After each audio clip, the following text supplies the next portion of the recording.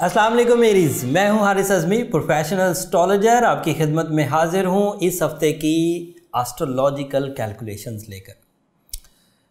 Astrology एक बड़ा interesting subject है नाजरीन, एंड जो लोग एस्ट्रोलॉजी को फॉलो करते हैं वो अपने वक्त को, अपनी सलाहियतों को, अपने वसाइल को भरपूर अंदाज से इस्तेमाल करके इस इल्म से ना सिर्फ अपने लिए आसानियाँ पैदा करते हैं बट आम लोगों से ज़्यादा रिवॉर्ड्स भी अर्न करते हैं। अब एरीज़ की ही मिसाल ले लें, अब हम उनका वीकली हॉरोस्कोप भी बताने लगे। एरीज़ अपनी फितरत में फायर नेचर, उनका एलिमेंट ऑफ लाइफ जो है वो फायर है, और वो क्रिएटिव लोग होते हैं, फास्ट एंड इफेक्टिव प्लानिंग करते हैं, एक्यूरेट प्लानिंग करते हैं। और अगर उन्हें साथ में बहुत ही गुड लक भी मिल जाए तो उनकी प्लानिंग और उनकी गुड लक एक बूस्टर बन के उनकी ज़िंदगी में अपीयर होती है। और मैं इतनी तमहीद बांध के यही बताना चाह रहा हूँ कि एरीज़ को Jupiter, the star of good luck, the star of big rewards, the star of sudden rewards, इस वक्त उन्हें मुयस्सर आ चुका है। ये चलेगा तो लंबा, लेकिन इस हफ्ते इसकी मैच्योरिटी पिछले 2 हफ्तों से ज़्यादा ताकतवर हो चुकी है। ये 2 हफ्ते पहले लगा था, तकरीबन 8 नवंबर को। इस 2 हफ्तों की मैच्योरिटी में अब जो काम सिर्फ फैसलों की हद तक थे, सिर्फ पाइपलाइन में थे, सिर्फ ख्यालात की हद तक थे, अब उसे कन्वर्ट करें अमली इक़दामात में। इस वक्त रिस्क लिया जा सकता है, इस वक्त एक से ज़्यादा काम किए जा सकते हैं, इस वक्त ऐसे इक़दामात किए जा सकते हैं जिन इक़दामात को करने की आपने पहले कोशिश की थी और नाकाम रहे थे, अब दोबारा उसके लिए कोशिश कर लें। फिर एरीज़ को जो दूसरा बेनिफिट है वो है वीनस के डायरेक्ट होने से। एंड वीनस जब भी डायरेक्ट होता है उसके वो जो रोमानवी अफादियत है वो तो मुयस्सर आती है। रोमानवी अफादियत में रिलेशंस बहुत अच्छे हो जाते हैं, जज्बात बहुत अच्छे हो जाते हैं, चीज़ें अच्छी लगने लगती हैं, मूड अच्छा हो जाता है, प्यार के जज्बात बढ़ते हैं और रिलेशनशिप के दीगर फ़वाइद भी हासिल होते हैं, जैसे प्यार का इजहार करना, किसी को प्रपोज़ करना, रिलेशनशिप में जो रुकावटें हैं वो दूर हो जाना, या ऑलरेडी अगर रिलेशनशिप अचीव हो चुके हैं तो उसमें एक पॉजिटिविटी जनरेट होना जिससे मोहब्बत या प्यार बढ़े और आपसी रिश्ते मजबूत हों, ये उसका एक फ़ायदा है। और ये बड़ा कॉमन फ़ायदा है, ये तो Venus Lord of love and care है, वो तो फ़ायदे देगा ही देगा। बट इसके वो फ़ायदे जो बीइंग एस्ट्रोलॉजर मैंने अपने 15 साल कैरियर में देखे, वो कम्युनिकेशन सेक्टर। जब कभी वीनस डायरेक्ट होता है किसी स्टार के लिए तो वो कम्युनिकेट बहुत अच्छे तरीके से करता है, अपनी बात बहुत अच्छे अंदाज से सामने वाले के सामने रखता है, सामने वाला उस बात को रिजेक्ट नहीं कर पाता, सामने वाला उस बात से उकताता नहीं है, सामने वाला उस बात को अदम तवज्जो नहीं देता, मतलब ऐसा नहीं कि तवज्जो हटा ले, वह बहुत अच्छे अंदाज से तवज्जो देता। सो इस वक्त वीनस से मोहब्बत और रिलेशंस मजबूत हो रहे हैं, रिश्ते ताकतवर हो रहे हैं, नाराज़गियाँ ख़त्म हो रही है, तो उसका कॉमन एडवांटेज।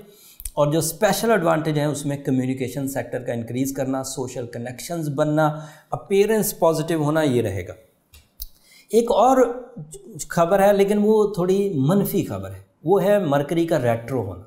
जिस दिन वीनस डायरेक्ट हुआ था उसी दिन मरकरी रेट्रो हुआ था, एंड मरकरी के रेट्रो होने से ऑर्गन परफॉर्मेंसेस थोड़ी सी डल होंगी। मरकरी के रेट्रो होने से जहनी काबिलियत में थोड़ी कमी आएगी। मरकरी के रेट्रो होने से स्टूडेंट्स को मुशक्क़त ज़्यादा करनी पड़ेगी। अगर एरीज़ स्टूडेंट हैं तो वो अब थोड़ी कोशिश ज़्यादा करेंगे, रिवॉर्ड वही मिलेगा जो 15 तारीख से पहले मिलता था, लेकिन अब मुशक्क़त ज़्यादा होगी।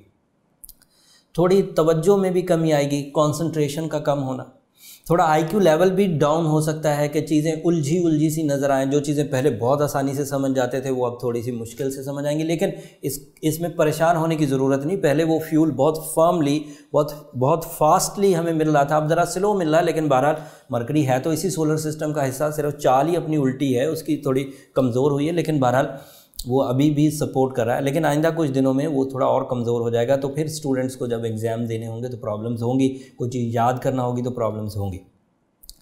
मरकरी का एक और नुकसान है कि जो ऑलरेडी बीमार लोग थे उनकी बीमारी में इजाफा हो सकता है, तो उन्हें अपनी मेडिकेशन, उन्हें अपनी एहतियाती तदाबीर, इन पर ज़रा और सख्ती से अमल करना होगा।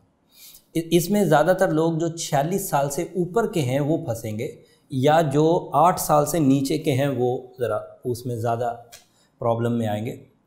जो 9 साल से 45 ईयर्स तक के लोग हैं वो स्टेबल रहेंगे because of their organ performances. उसमें जर्नल स्टेमिना ही बहुत ज़्यादा होता है। या इन 9 से जो 45 साल की एज के लोग हैं वो खुद किसी बीमारी में मुब्तला ना हो मतलब ऑलरेडी, तो फिर ये मरकरी उन्हें और डल कर देगा। इसके अलावा जो छोटी छोटी दीगर न्यूज़ेज़ हैं वो मैं आपको बयान कर देता हूँ। और मानवी दुनिया में दिल के मामलात का अच्छा होना, ख्वाहिशात का पूरा होना, अचानक फ़ायदा होना, ये तो सब मुयस्सर है। इख्तियारात में इजाफा होना, जॉब में इंक्रीमेंट्स होना, ये भी पॉसिबल है। ख्वाहिशात की तकमील, जो बड़ी लग्जरीज चाहते होते हैं जैसे गाड़ी, जैसे घर, जो छोटी छोटी नहीं मोबाइल वगैरह, ये नहीं बड़ी चीज़ें, उसका भी पॉसिबिलिटी है कि वो भी इंक्रीज़ करेगा। और प्रॉपर्टी से रिलेटेड अगर कोई डिस्प्यूट था तो वो भी रिजॉल्व होगा। अगर प्रॉपर्टी ख़रीदना है तो वो तो आपको रिसोर्सेज मिलेंगे। डिस्प्यूटेड जो प्रॉपर्टीज़ थी उनका भी सेटलमेंट हो जाएगा, आपकी फेवर में जाने के चांसेस हैं।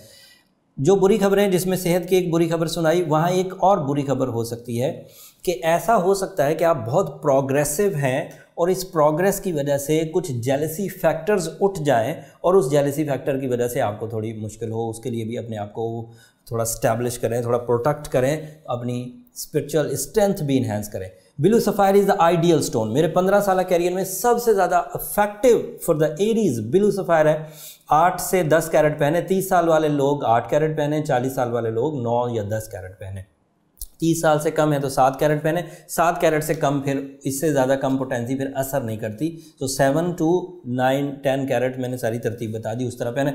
साथ में सूरज शम्स ज़रूर पढ़ें। और इस वक्त अगर सूरज वाक़या पढ़ेंगे तो जो कुछ भी अर्न करेंगे माली तौर पर उसमें बरकत आ जाएगी। सो ओवरऑल ये हफ़्ता आपके लिए काफ़ी प्रोडक्टिव है। मैंने तफसील बयान कर दी। अल्लाह ने चाहा और आपने अगर अमल किया तो उम्मीद है कि आप इस हफ्ते बड़े एडवांटेजेस हासिल करेंगे। ये टाइम है कुछ करने का, तो एडवांटेजेस को हासिल करने के लिए कुछ अमली काम करें, सिर्फ अब मफरूज़ों की हद तक ना रहें। मंडे को रात 10 बजे आपकी खिदमत में लाइव सेशन के साथ दोबारा हाजिर होंगे। चैनल को सब्सक्राइब कर लीजिए, बेल बटन दबा लीजिए ताकि जब हम लाइव आएँ और आपके इनफरादी सवालात का जवाब दें तो आपको नोटिफिकेशन मिल चुका हो और आप लाइव कॉल कर सकें। मंडे रात 10 बजे तक के लिए इजाज़त दीजिए। अल्लाह ने के बाद।